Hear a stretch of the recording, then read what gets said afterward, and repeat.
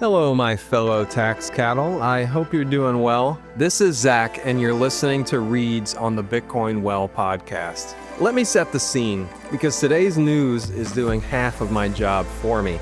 As I record this, Bitcoin just slipped under 63,000. Not because of anything Bitcoin did, the whole risk market is having a bad week. There's an AI sell-off bleeding out of the stock market and into everything else.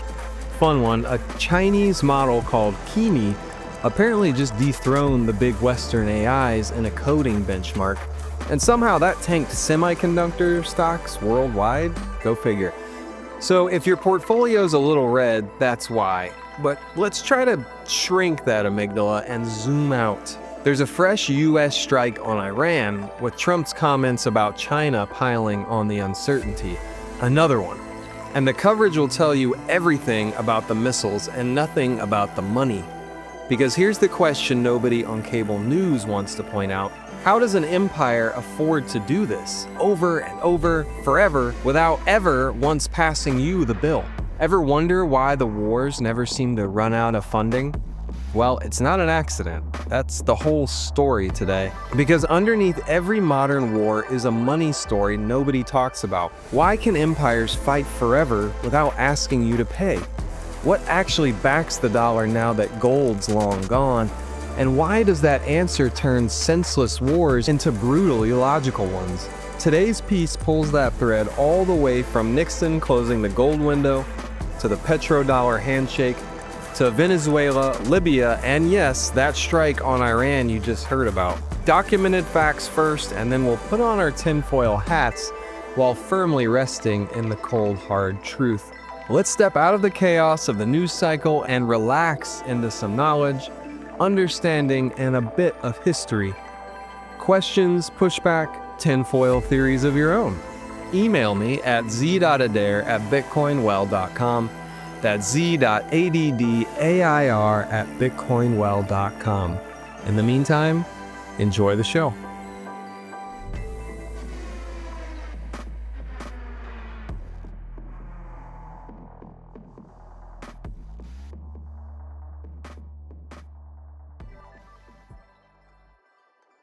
The war machine runs on fiat, or they knew the strait would close, and that was the point. In January 2026, the United States captured a sitting head of state, flew him to New York, and announced it would run his country. This time, nobody even bothered pretending it was about democracy. It was all about oil, and oil is about the dollar. Here's the money story running underneath every modern war, including the uncomfortable possibility that the disasters are actually successes, and that the rival superpowers quietly share a banker. Start with Venezuela. In January 2026, U.S. forces seized Nicolás Maduro, flew him to a courtroom in New York, and the administration said out loud that it would run the country through a transition. No weeping references to human rights this time. The stated prize was the oil, and within weeks there were multi-billion-dollar Venezuelan crude deals and open talks of keeping those barrels away from China. The mask didn't slip. They took it off consciously and set it on the table. That candor is the tell. So stay with me, because by the end of this, I'm going to make two claims that sound unhinged and then show you the hard facts that they're standing on. First, the Venezuela grab and the Iran war aren't two separate stories. They're two jaws of the same vice. And the disastrous closing of the Strait of Hormuz may be exactly the outcome the planners wanted in the first place, because they knew it was coming before the first bomb dropped. Second, the great power rivalry you're sold every night may, at the altitude where the real money moves, look less like a cage match and more like a staged one. I'll mark the exact line where documented facts stop and my speculation starts, but we can't get there until we answer a dumber question nobody bothers to ask. What actually backs the dollar? And what happens to a war when the honest answer is nothing? You see, hard money is annoying if you want to run an empire. Deeply annoying. Under a genuine gold standard, a government can only fight a war three ways. It can tax its citizens directly, which they notice and resent. It can borrow real savings, which runs out and drives up interest rates in a way voters feel, or it can debase the coinage, which under a gold standard means physically clipping coins or diluting the metals, and markets catch that fast. All three have a hard ceiling. The war ends when the money runs out, and the money runs out fairly quickly because gold doesn't care about your foreign policy. This is not a fringe observation. This is the through line of the whole Austrian tradition. Murray Rothbard spent a career on the point that inflation is how the state buys what it can't openly charge you for, and there's nothing a state buys that is more expensive than war. Ludwig von Mises watched it happen in real time. He argued that the classical gold standard collapsed in 1914, not by accident but by design, because World War I could not have been financed under it. Governments went off gold precisely so they could print. The order of operations matters. The money broke first, then the war got big, not the other way around. So the bloodiest century in human history opens with the abandonment of sound money and closes with Nixon finishing the job. Henry Hazlitt gave us the cleanest name for the mechanism. Inflation is a tax that nobody has to vote for. It's the one levy a government can impose without a single signature. A hidden transfer from everyone holding the currency to whoever spends the new money first. Now scale that mechanism up from a grocery bill to an aircraft carrier. A war financed by inflation is a war the public pays for without ever being asked. The bill arrives later, disguised as higher prices, and by then the bombs have already fallen. To put it simply, sound money makes you ask your citizens for their support, hat in hand. Fiat money lets you skip straight to the war. So what actually backs the dollar now? You've probably heard the meme, "What happened in 1971?" Well, this is exactly what happened. In early August 1971, France sent a warship into New York Harbor with orders to haul home the gold it had parked at the New York Federal Reserve.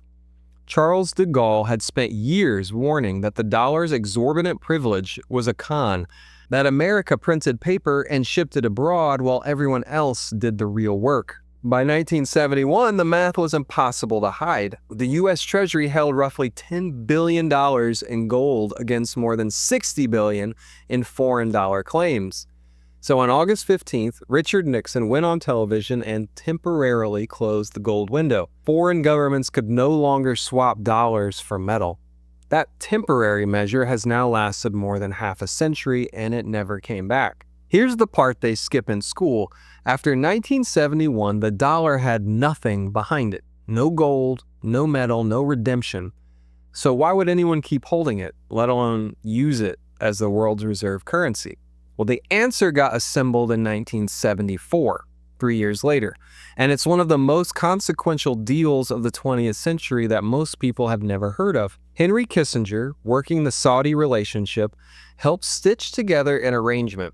The Saudis would price their oil in dollars and only dollars, and then recycle those dollars straight back into U.S. Treasury securities. Oil, the single most important commodity on Earth, became the de facto collateral for the dollar. Every country that needed energy now needed dollars to buy it.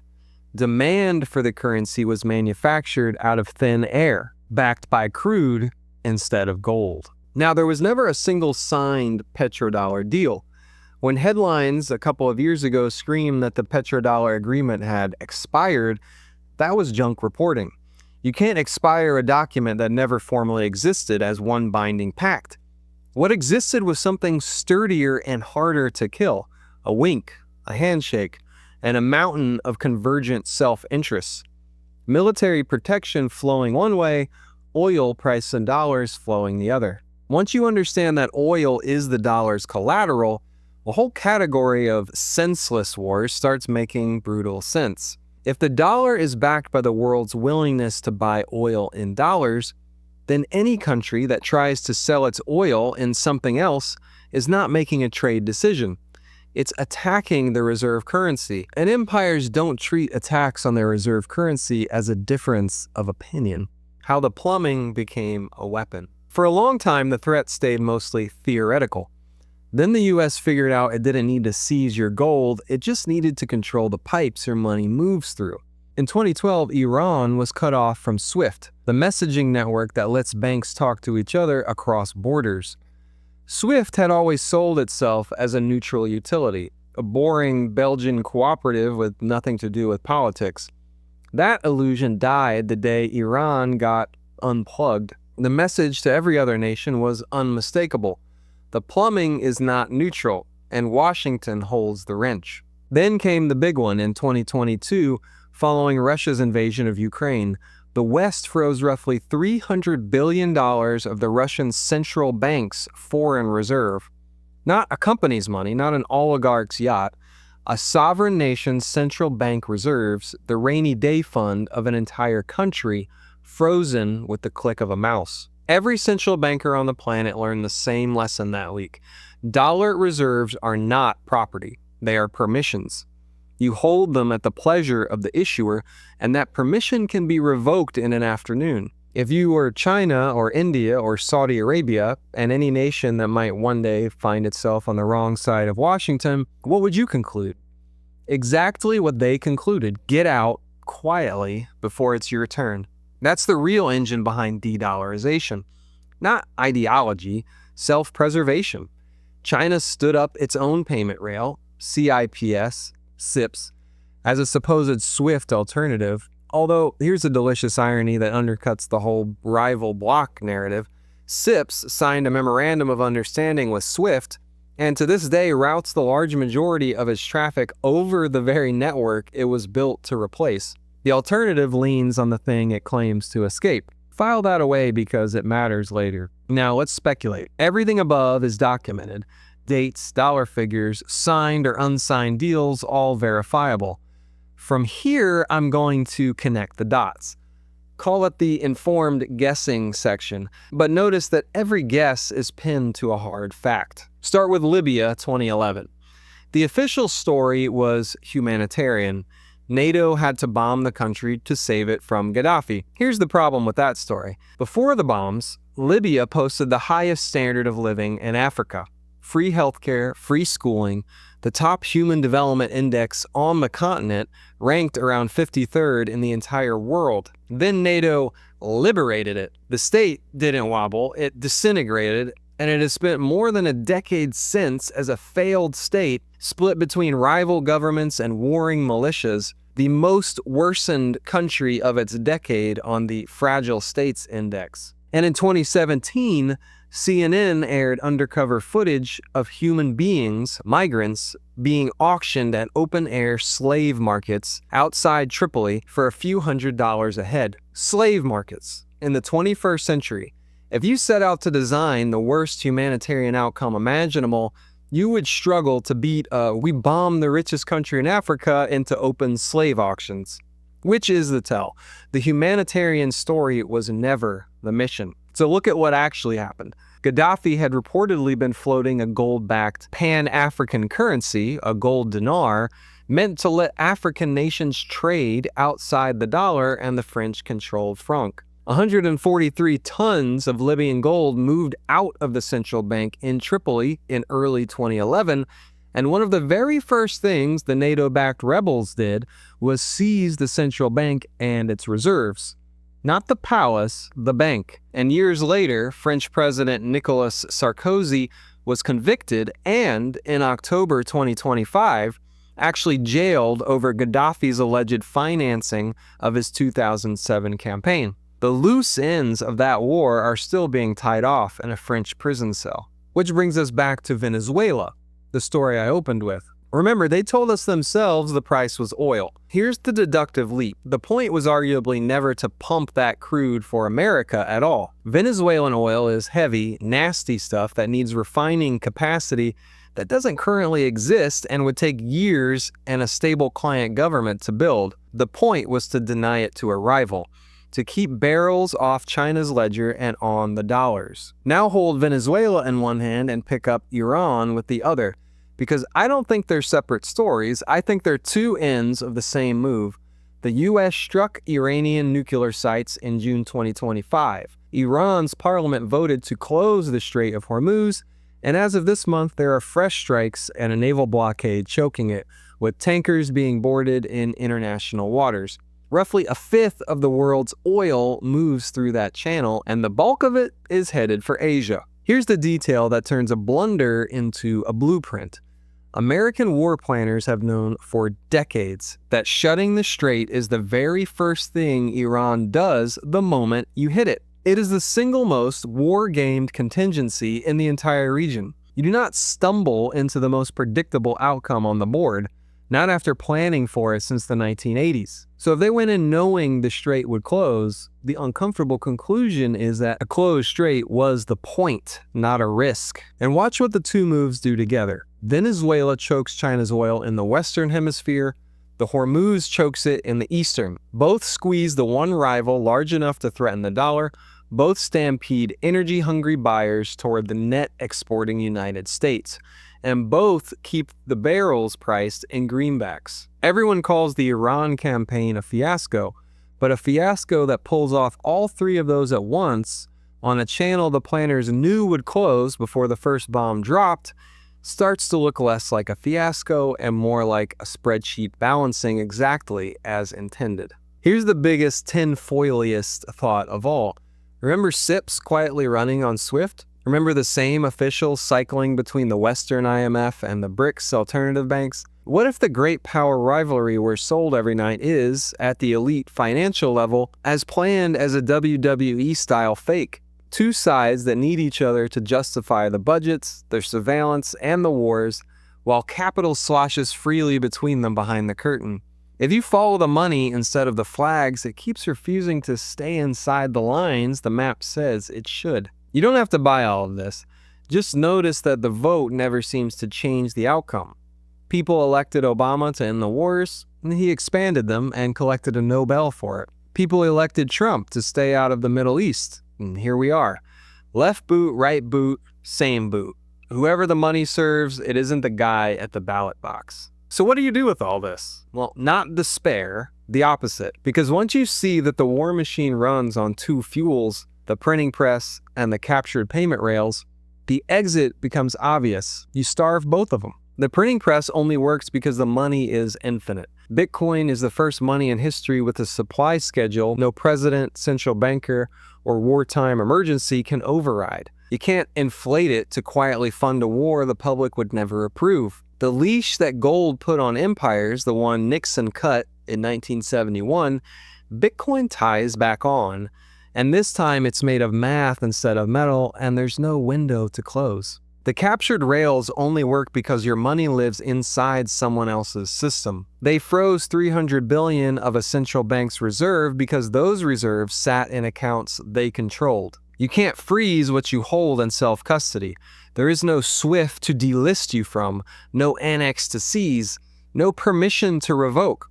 Bitcoin held with your own keys is the first reserve asset that is genuinely neutral. It doesn't care whether you're in the axis of resistance or the free world. It doesn't take sides because it can't. Code doesn't do foreign policy. That neutrality is the whole point. This isn't Mises or Rothbard or Rand being quoted for flavor. It's their argument arriving at its logical endpoint. Mises said money had to be taken out of the hands of the state, where the state would abuse it without limit. And he was right. And for 100 years, there was no way to actually do it. But now there is. Every generation gets sold the same story. This war is different. This enemy is uniquely dangerous. This time, the printing is justified. And every generation pays for it twice. Once in blood and once in the slow theft of a debased currency. The costume changes, but the invoice doesn't. You can't personally stop the next intervention, but you can decide whether your savings are conscripted into funding it. Every dollar sitting in the system is a small loan to the machine, redeployable at will, inflatable on command. Every sat held in your own custody is a dollar the machine can't reach. Not your keys, not your coins. And when the money itself is the weapon, not your keys means not your war. That's the quiet power of opting out, and it's exactly what Bitcoin Well was built to make simple. Buy, sell, and hold Bitcoin in genuine self-custody so your savings answer to you and no one else. Thanks for listening.